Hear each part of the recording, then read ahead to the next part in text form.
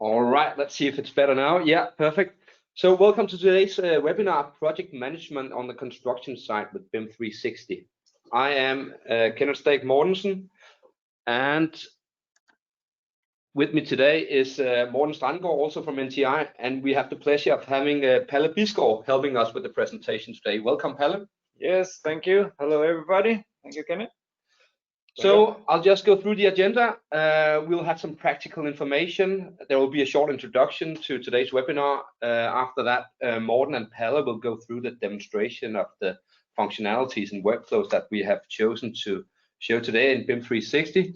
There will be a short wrap-up, and afterwards there will be a questionnaire that you are very welcome to fill out and send back to us. So regarding the practical info, everybody's muted, but you can ask questions in the panel at the right. So just do that continuously, and we'll try to answer them throughout the webinar. If we're not able to do it within the time that we have today, we will follow up on that afterwards.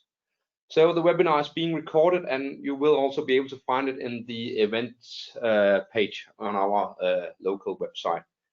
And as I said earlier, there will be a questionnaire after the webinar, so please fill it out, send it back to us with pros, cons. What do you wish for in the future from us when we present these kind of webinars, stuff like that? That would be very welcome. So just a short introduction to the NTI group, if you don't know us that well. So this is actually outdated. Recently we purchased another company in Holland called Cat & Company. So we are more than 300 employees now, and with a yearly turnover of approximately 100 million euros. So we are very present locally in all the countries that you see here in red. So regarding today's webinar, Project Management on the Construction Site with BIM 360. So everybody benefits from a joint project platform on the projects out there.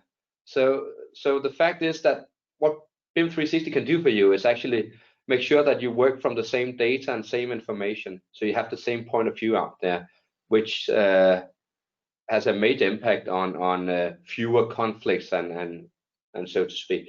So it's better collaboration, both internally and externally. So you can use it as an internal CD environment, but you can also use, obviously, as an external platform to collaboration with other project parties out there. So this is also a platform that ensures more efficient communication. So you're able to communicate around the models, around the information in there directly to project members. It's about quality assurance, both around the project data, but also in the actual execution phase. You're able to compare documents and 3D model, what has happened from one version to another. And you ensure that all project parties work from the latest information and data, basically. We also have some news for you today. So there will be a session around financial overview when it comes to project changes out there, which I think is very valuable. That would be Palle taking you through that session. And we will also go through a new point that is in beta, right, Palle? Yeah, it's in preview. Preview? Yeah. The meeting minutes part of things, where you have an overview of the meeting minutes, basically. So why do we focus that much on BIM 360, and why are we so happy about this platform? Well, the problem in construction today is that we work with a low margin, and we work with high risk and very fragmented. So it's not much that needs to go wrong in a project before you see a deficit on the bottom line. We desire more or less that we should work from each phase in the project, that we should utilize the same data that comes from the previous phase. So when we go from design to engineering, and from engineering to contractors, and so forth to maintenance, we should actually be able to utilize the data that's already been invented and utilized in the platform or in the project already. So this is the desired execution, what we see in the green line there. But what we traditionally see out there in construction is the yellow line, where we more or less start over from phase to phase, and that's not what we wish for future-wise anyway. So I'll just click all of this up. So this is an overview of BIM 360 and the platform itself. So what you can see on the left is all the input that you can get from various sources. That could be Revit, AutoCAD, Civil 3D. It could also be Word, Excel, PDFs, stuff like that. And you can actually work directly in BIM 360 with these kind of solutions. So you do see that BIM 360 more or less covers the full project workflow from end to end. But what is really important is the bottom orange marker there, where you see Autodesk Forge. And BIM 360 is actually based on the Forge platform, which is an open API where you can integrate into other solutions, which is very important. So Autodesk has kind of said, well, we're not able to make a platform where you can do everything, but if we can integrate into other solutions, we really have a strong situation here. So this is a part of the situation. So Morten, I'll let you take this one. Yes, thank you, Kenneth. I'm Morten Stranggaard from NTI Denmark, and I will try to go take you through the modules or what are they good for. So as you can see that in the picture, we have this Forge integration, and then we have the analytic part from the bottom, and the analytic part is for you can have a dashboard for how things going. You can see what's going on, which communication is going good, and what's not done and finished yet. But then we have the BIM 360 docs or document management module, where everything is stored. It's a backbone of the BIM 360 part. So with the BIM 360 docs is where you can get access to things, to information, access to documents. If you can view it, if you can read it or edit it. And then we have the modules. Design it's primary for the design. Obviously, it's for the architects, the engineers, for designing the projects. But now we're talking about entrepreneur, and many entrepreneurs are using actually in-house design tools. So we're going to talk about the design part a little today as well. Then we have the coordinate, and the coordinate BIM 360 coordination, model coordination. It's for make it easy to make clash reporting through the phases, not the end of the phase, but through the phases up to the end of the phases. We come into that as well. And then we have the build part. The build part is for the site management. It's for field management, the project management, as I say. So we can much deeper into that afterward. So as you can see in the left, we have this focus on the cross-project cooperation. Everything is stored central in a CD. So the project are always in the newest version. It's everybody can find data. We come into that as well. The BIM information is what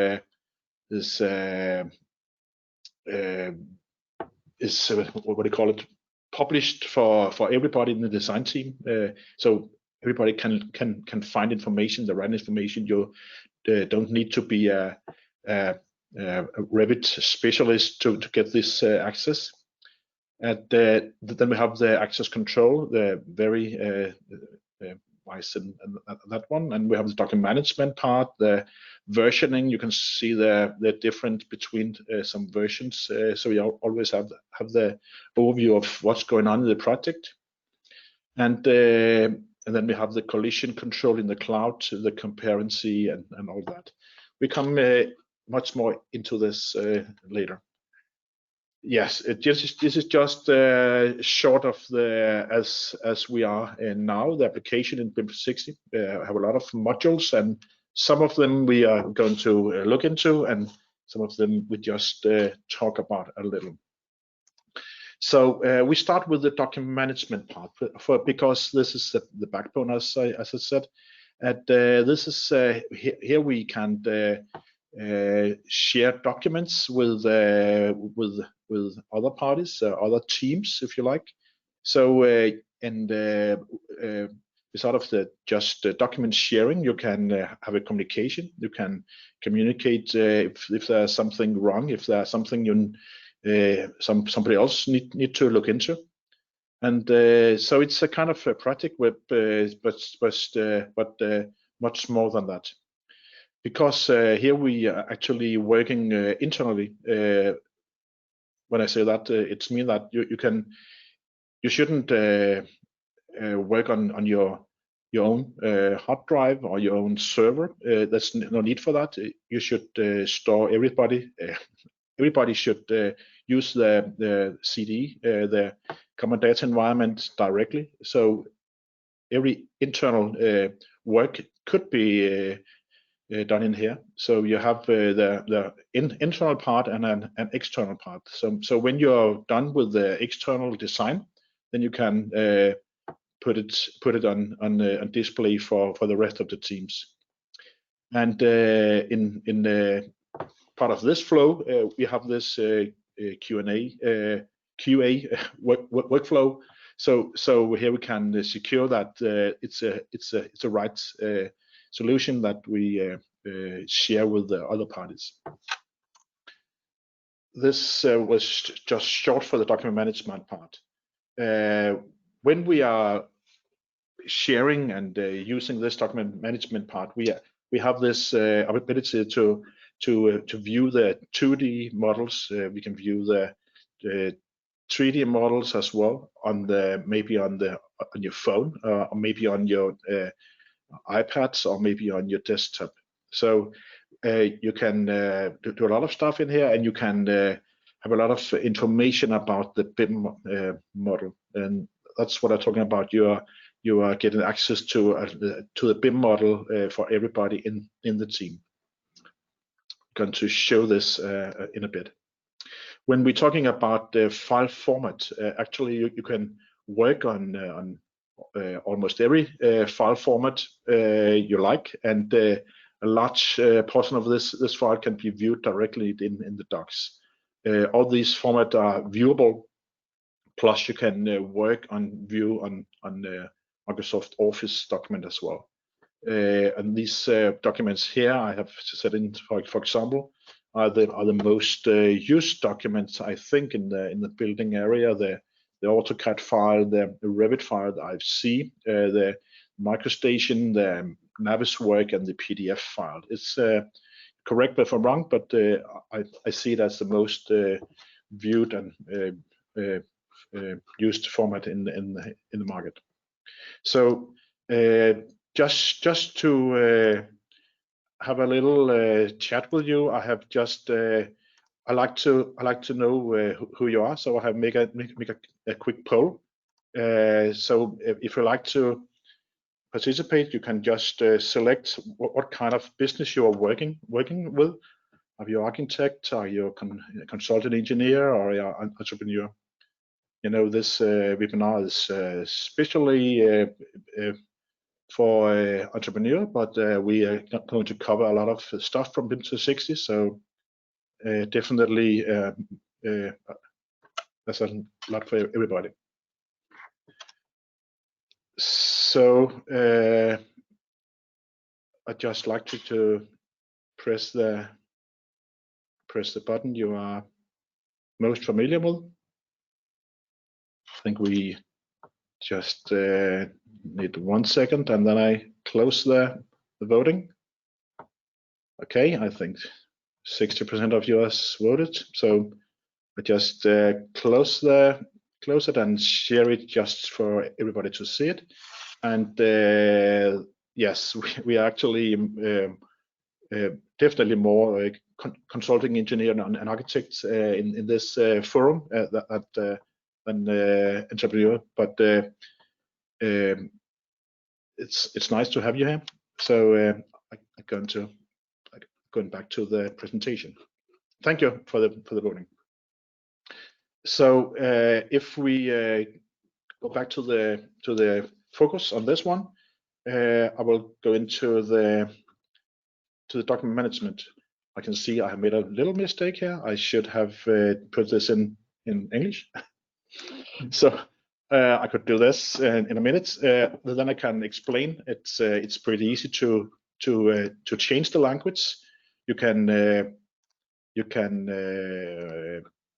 choose from English, of course. Then you can have the language of in Danish. You can have Swedish and German, whatever. But in our region, it's Swedish and Danish. There's a local language, and then we have the English one. Yeah, and we can also mention that it also goes for your iOS system. So for my own case, I have my phone in Danish, so I see my BIM 360 in Danish on my phone.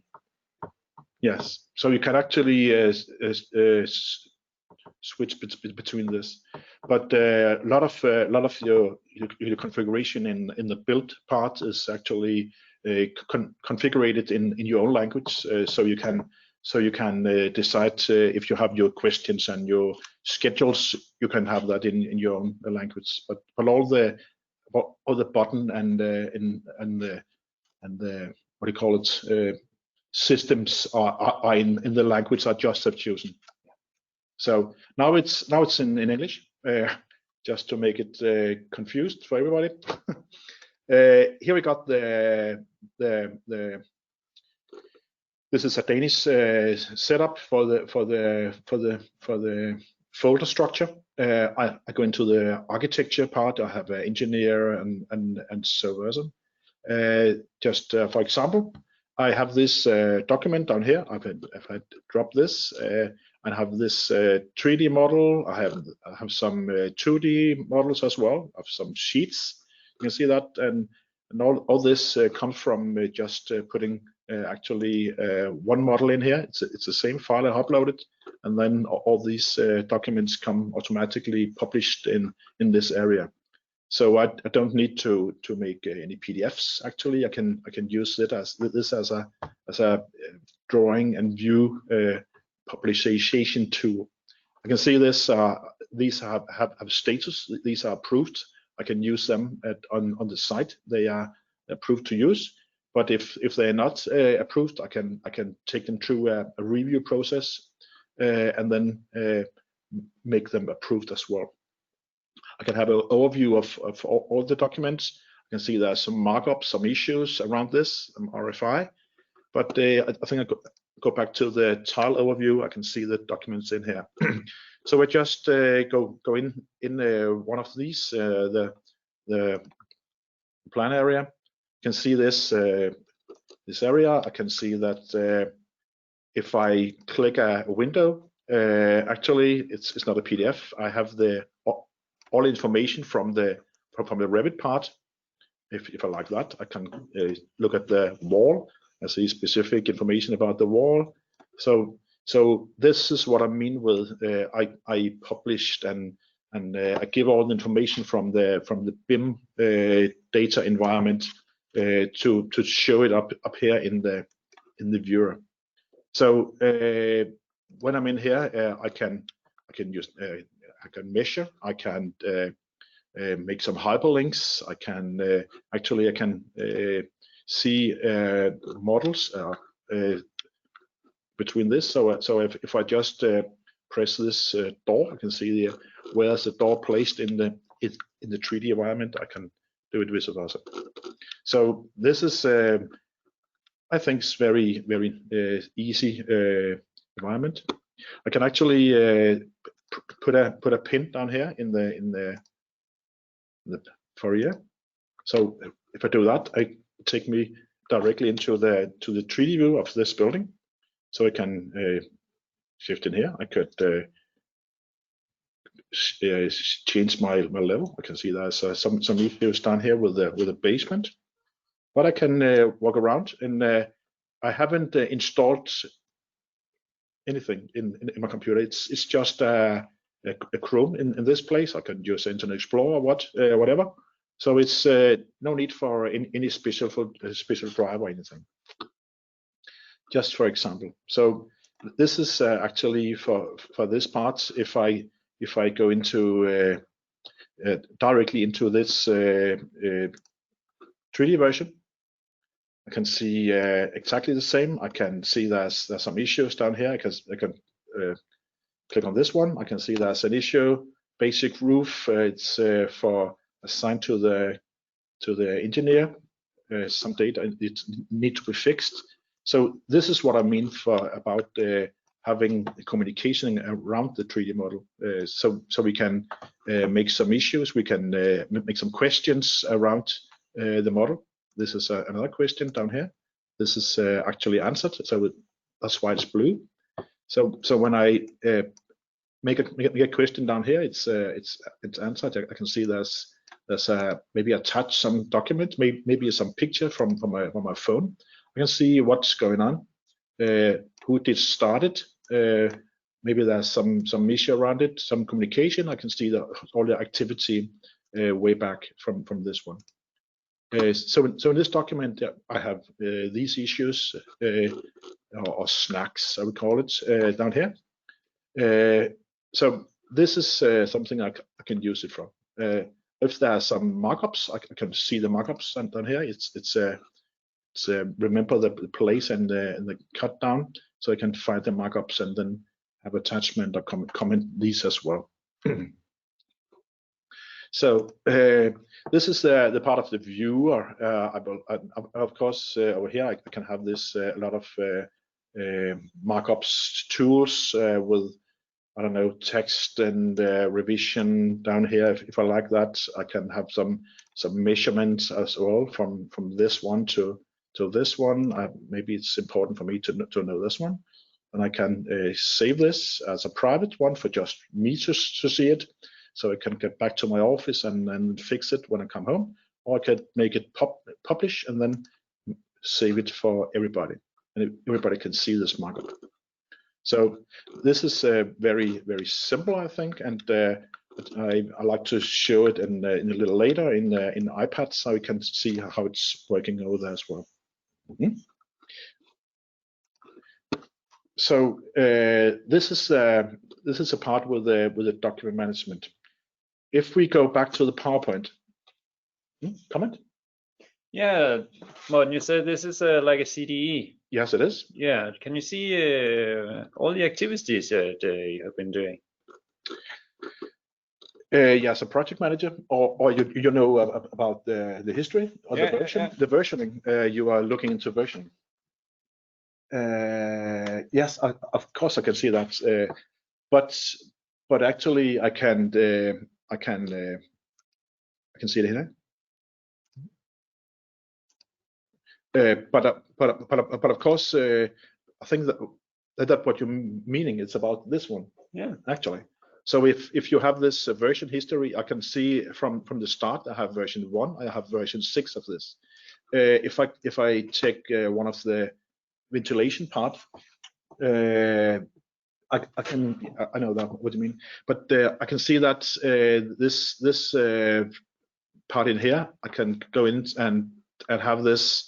I have this compare functionality, and I can go back and see what's going on from version 5 to version 7. Then I can compare these versions. It should cover it, I think.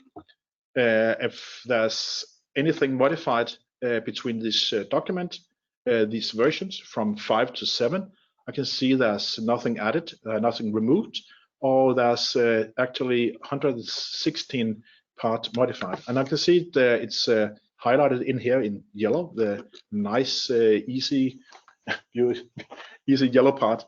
So if I go into the model, I can actually click this component, and then I can see if where it was in this version and where it was in this version, and this is the same for everything.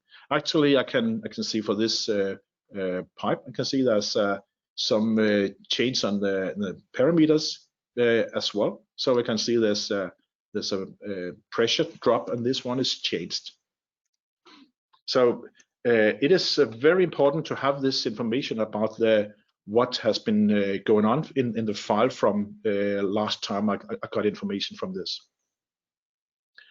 So if we yes, of course there are some other ways to do this, and I can actually I can't do it here. I can do it here. I can do it here, and I have this information about what has been going on this document for the last part and from the last 30 days, who has been viewing it and whatever. So I have this very narrow log of everything. I could actually put a log of what's going on in the project overall, but I can also do it on a specific component on here.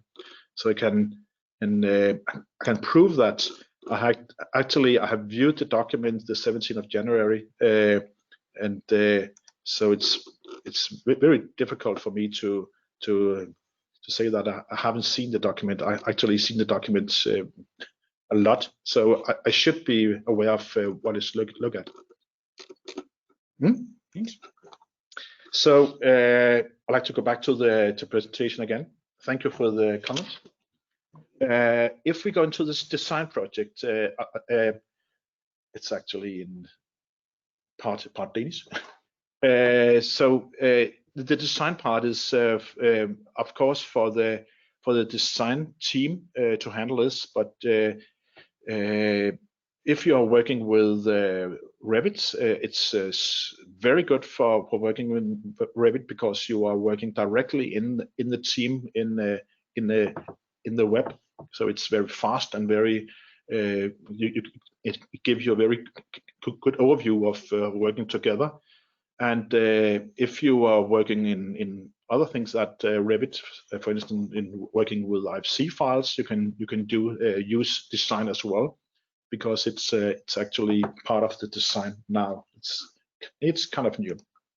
So when we're working in design collaboration as a centralized design process, we're working with teams. This is just example of 3 teams working together in their project model, and then we have the project manager have the overview and the insight of what's going on. So if you just go a little bit more narrow to this, we have a lot of time consuming on this one normally, but when we shall need to upload to the project web and download to the project web what is going on, we have to consider if we should use it or not. This is very much time consuming area. So I like to show you the module, and so I'm part of this project. I can see I have a lot of other projects I've been invited to. So that's the way it's working. You have been invited to a project. Maybe you are invited to the account as well.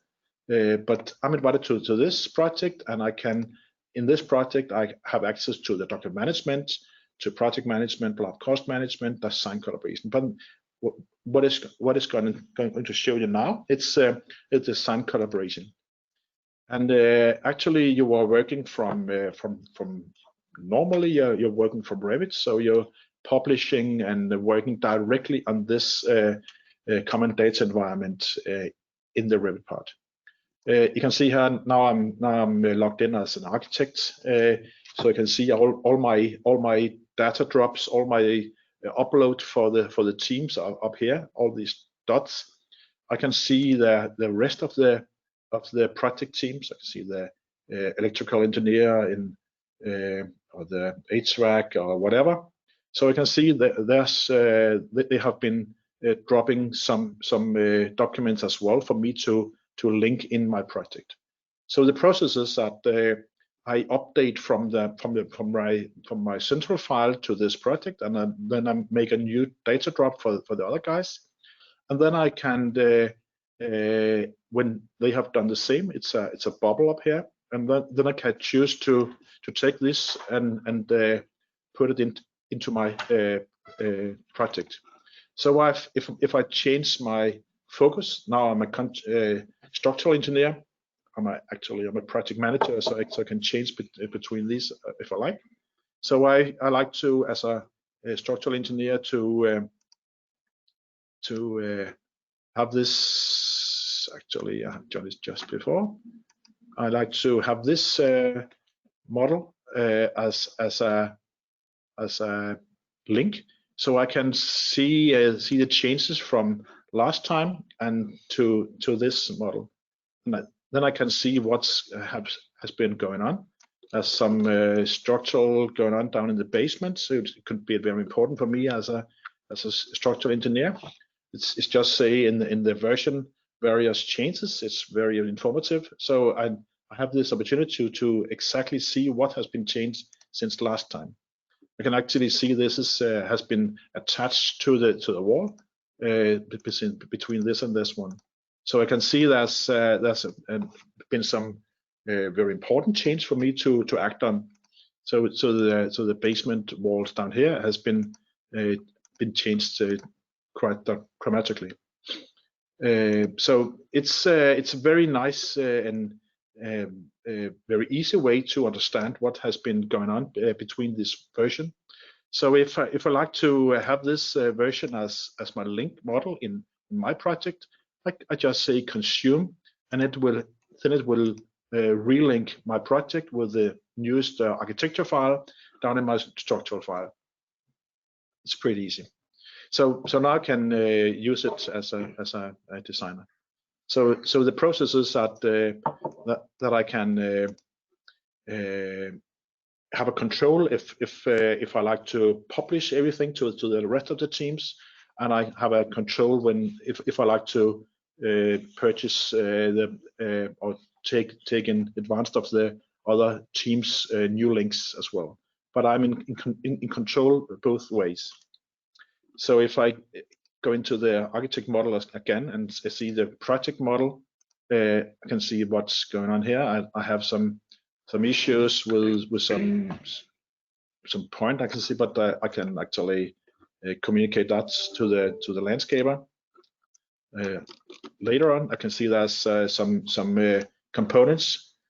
All the teams I can see down here, so I can actually close these down if I don't like to have them as well. If I look at the faces, I can use existing or new faces or whatever, or I can see the level of the project. Then I just see the level of the first level and the second level up here. It's an aggregated model, so I can see all the links as well. This is populated, and I can use it as an information for me to see what's going on. This is the status of the architect's model right now.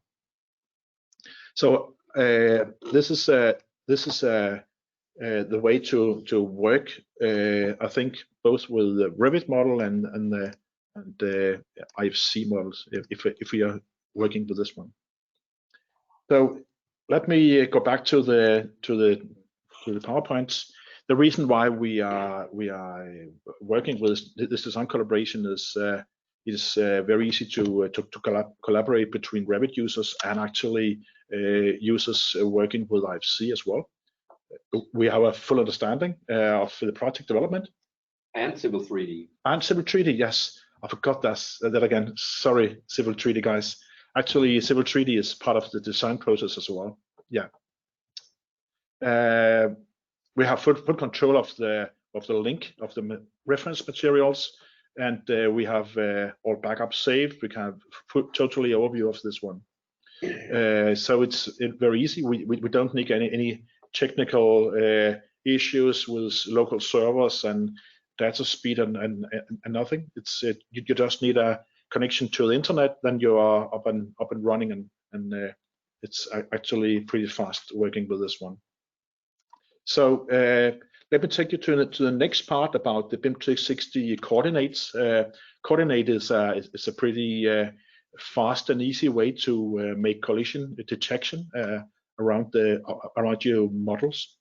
The smart thing is that you already have your models uploaded in BIM 360, the newest version. So you can very much use this model just as the module make the collision detection automatically. So you just need to go in and look at it, and then make decision of if you need some change or it's okay. So the way we are thinking about this module is that instead of having collision detection and not that often in change of the project version in a month or 2 months away, then you should make your collision detection in your own team much more often, weekly basis, I would say. So if you can fix all the local, the small part as you work, then you can save all the difficult part to the monthly collision detection meeting. So it's give you a much better overview of this coordination meeting, so you can focus on the real focus instead. If I take you back to the product, I can go into the model coordination, and you can see here we have, just in a minute, you can see all the modules, all the models, all the views from the models are populated in here. If I go into the clash part, come on, then I can see all the models down here, and the same models in this way. Then I can see if there are any. I can sort it, so I just have my own models. I can make some sorting up here, so I only have my own team maybe, or I can just make this. I see I have some electrical issues, and between electrical parts against the architecture model, I have 45 issues down here. So I just click on this one, and the models are already checked. So I just need to look at the 143 issues we have. So here we can see there's some red and some green parts. This could be an issue. We have some collision down here. I think maybe this lamp is okay. They are colliding with the ceiling, but then we have this again here. We have this specific issue down here. Maybe you should take this one. It's more viewable, and we have this part going through this wall. So I think it's an issue. So I just choose this as an issue and place an issue around this one, and say this is an issue, a basic generic interior, 2 objects clash between. I think we need to fix this, and I need to assign it to the construction engineer, and I need to have it fixed by tomorrow, I think. And then I say create. When I say create, it's the construction engineer have assigned a task, an issue for him to fix and answer. So it's not going away from the overall clashes list, and then I can focus on the rest of them. This one is some going through the ceiling. I think maybe it's okay. So I can just say not an issue for this one, and say the reason for this is a valid penetration. I said okay for this one. Then it's remember that these 2 components is not an issue anymore. So I can go through this and then find the issue I need to handle. Okay. Comment? Yeah, yeah, Morten. But what if I don't want to go through each of them? Could I take a group and say all the ceilings instead? I can do that. I can actually choose more of them at the same time. Right. So all the ceilings down here, I can say not an issue for them. I say this is okay. The title for this, of course, it should be a more specific title, whatever. So I can have more of them at the same time. But if I will recommend, if you have an issue that you like to communicate around, you should have one issue per issue, so we can track it afterwards and say if how you fixed this one instead of just fixing a lot of them. Yes. So this is actually the reason why this is smart. It is that we already have checked it. This is last time I have uploaded some models automatically, and I can see all the models in here. I can click on this one and then have all the clashes between all my models at the same time, if I like that. So I can see all the issues I have assigned to someone, and I can see there's overdue dates. So as a manager, I can see there's maybe a problem I should focus on, and I can see all the closed one. These are fixed, and they okay. You can look at it. Why are they fixed? And again, I have a history of logging for this one. This is was about the coordination part. Then we go into the build part, and inside this model we have this field management, project management, and some called insight. We can look at like a dashboard, see what's going on overall the project. In the field management, we have the checklist and daily logs, and the project management, we have the RFI, and the submittal part. And then we come back to the cost management part later on. So if I go back to the model, we have this project management in here. Just to show you the interface, we have the RFI. Some are closed or some are submitted. And then we have the open one down here. We come back to the meeting minutes in a while, and we go back to the field management module. Inside here we have overview of all the checklists that have been started. We can see that if they have been started, they are completed or whatever. We can sort it. We can sort up the status for it. So it's give us a very good overview of what's going on in the project. So if I go into one of these, I actually have a lot of template inside here for the project. I make some specific templates, so I can use specific for the template, or I can make some overall template for the whole company. I can use again and again. So. So if I have this for a template for commissioning or quality or safety or whatever, I can use it as a template over here. And just for showing one of them, I have this. This is already begun. So I have this template down here. I have some issues. If I just press the one that's okay, it's not going to do anything. But if I press the negative answer, I get automatically an issue created, and then I can make an issue out of it. I can actually show it in a while. I have this short demo here. If I go down and creating a checklist from the field management part, and say it's going to be fixed by the engineer, it's a ground level, it's be fixed tomorrow. I can see it in my checklist list. All the checklists that are assigned to me, I can see directly in my telephone or iPad or on the web as well.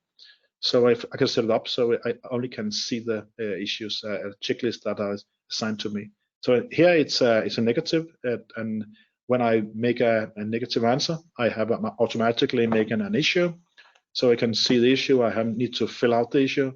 Actually, I can set up the already filled out issue, so it's much easier to use. But of course, if it's a specific answer, I have to do this.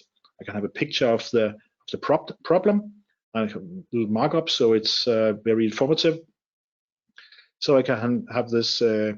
When it should be fixed, what is root cause for this, and it's specific who's gonna fix it. It's a company for the general contractor.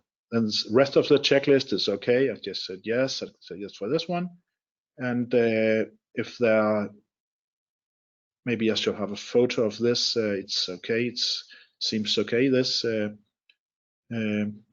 so when I have done all this, I can say it's going through. Then I can take the rest of it, and if I like to, I can have a signature. So maybe I have a signature for the guy who's making this safety rounding, or I can have a signature for the manager of the building place as well. So it's pretty easy to set up. It's actually everything is set up directly in the interface. There's no thing to handle in the back for this one. So if I go back to this one, actually, I have I like to point this out as well. We have the daily log. It's very used in, I know in Sweden we use it a lot, but it's very common as well.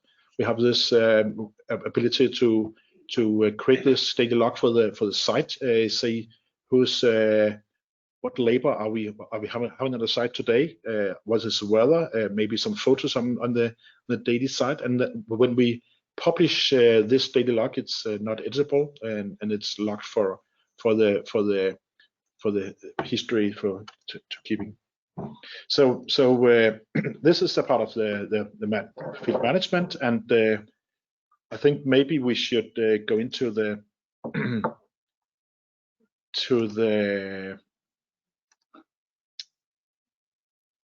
what do you call it, to the cost management part.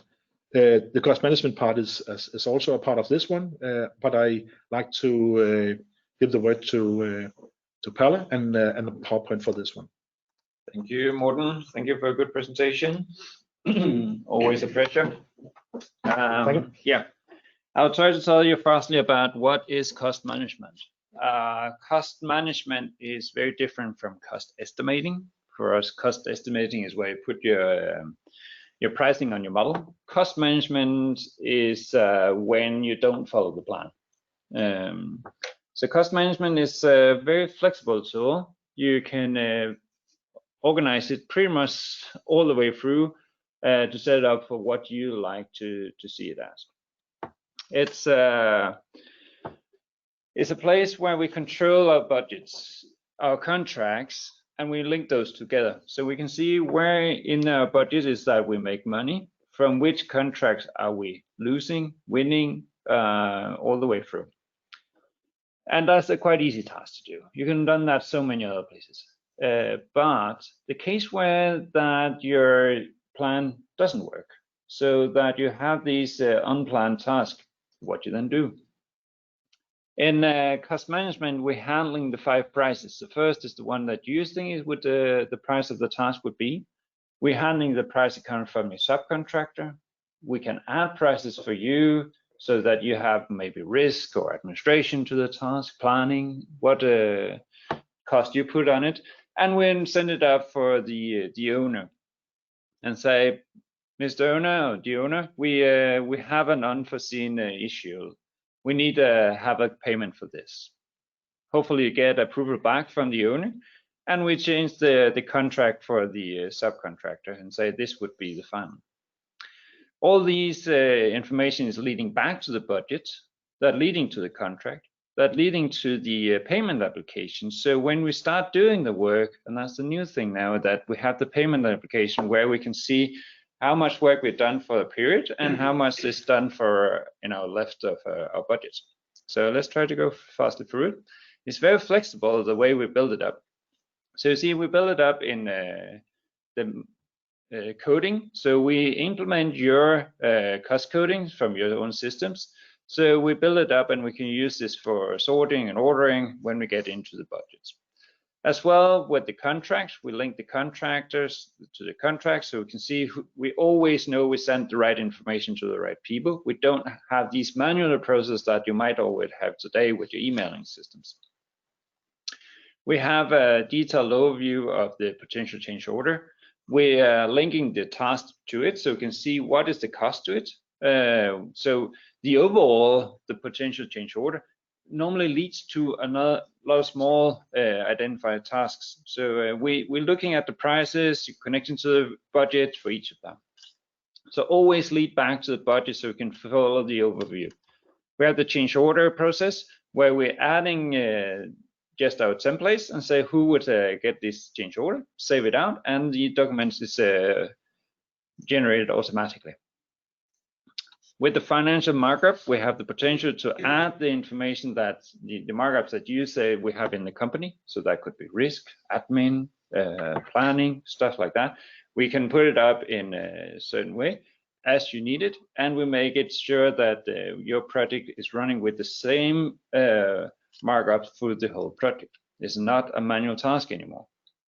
The document templates is related to a Word documents. So they are fully flexible, so we can add the information that you used to see, your logo, your standards, how you see your billings, how you see your contracts, all can be added in the Word document. It's freely to change around.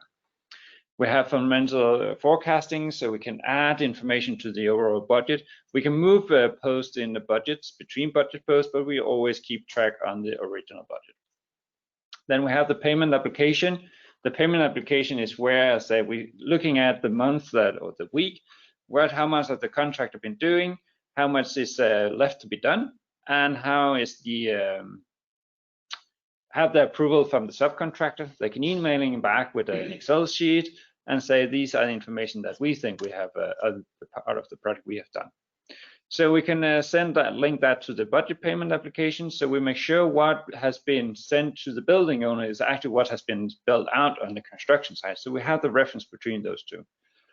We send the billing to the owner that hopefully approved the billing and send the money back to us. And we would receive a bill from the subcontractor due to the same tasks. So this is also where we can see what is left in our budgets. We can see in the task how much is left to be used, how we can reserve money, part of it, and say these are in reserve. We can also control overbillings. So if we allow that, we need to be admin. So in principle, we have good control of how is our money running through the project. But it's all done in one and same system. And here you see that we can see what is the different from what we are hopefully get from the building owner, and what is that we're gonna bill out from our subcontractors. And the difference between is what we are making as available. We have the scheduling for the billing periods. We put it up days per day, weeks per week, second weeks, month. That's all up to your contract. We try to implement the billing period that you wanted, and we are linking all the costing to it afterwards. We have the opportunity to export to Excel. If you change let the subcontractor change the Excel, you can easily import the information again, and your billing application would update with the information coming from your subcontractor. Another topic that I promised to talk about today, it's going to be very fast here. Yes, please. Is the meeting minutes. So that is very new. It's in preview at the moment. So the idea is that now BIM 360 is not just for the design phase. It's not just for the contractor. It's not just for the coordinator. No, it's for everybody who is participating in a meeting as well. So what we're doing is that we're creating our meeting minutes in BIM 360. So when you're added to the agenda, you will see as an invite. So when you're getting into BIM 360 project management now, you will see the meetings that you're invited to. You can see the agenda. You can see what has been approved. You can see who has the task, what is the statuses. The organizer would have the ability to record the attendance, see who has been participating in the meeting, who was invited, all those things we know original from an ordinary meeting minute. And we can make these follow-up meetings so that we meet up next time. We don't need to start a new meeting and what was the reference between last meeting minutes. So we keep track on that all the way through. So it's a simple tool. It sounds very easy. Yeah, but it makes a huge difference because also that we keep all the minutes in one place. That means that you no longer have to wait for somebody to send your agenda. You don't have to wait for somebody to send how was the meeting, the minutes. No, you're pulling the information more. So you're just getting in and you get access to the information that's relevant for you. So no more waiting in your email contacting your colleagues, say, hey, by the way, remember upload this, sending that. No, you're pulling the information when you need it. You are constantly up to date, even on your meeting minutes today. Yes, I think that were my words for today. So thank you. And just to continue on this one, this is also stored in the project. So just like everything else, it's stored in the project for the project stakeholders to view this one. So this is actually about the value of BIM 360. Better collaboration and better communication. You have everything stored in one place. You have minimize your risk. You have control. You have single source of truth. You can have analyze and insight through the project. You have better quality. You have optimize your resources, and of course optimize your material use and the labor. And that's it. But if you before you go in there, you need to have a proper implementation. So we recommend that you follow the best way to set it up is we take you through this in hand, and then we take you through from the start to the closeout. So we are making the configuration and the training with you, together with you and your specialist, and then we have the optimal situation for you for working. So I can see the time is running. Yeah, so I think we'll have to close it out now. We have spent more than the 1 hour that we set aside for this webinar. So just want to thank you everybody for listening. Thank you very much, and have a great day out there. Yes, thank you.